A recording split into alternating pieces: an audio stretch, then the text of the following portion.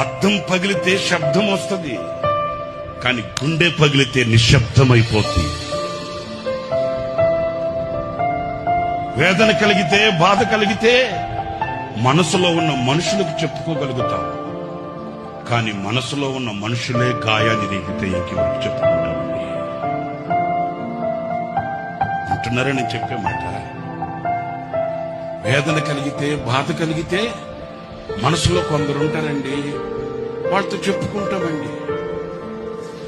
మరి ఆ మనసులో ఉన్న మనుషులే గాయపరిస్తే ఇంకెవరితో చెప్పుకుంటామేంటి?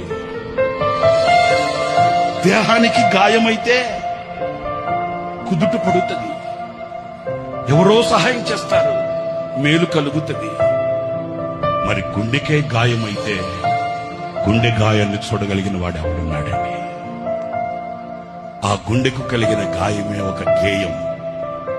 ఆ గేయమే ఈ సంవత్సరానికి మనందరికీ ఒక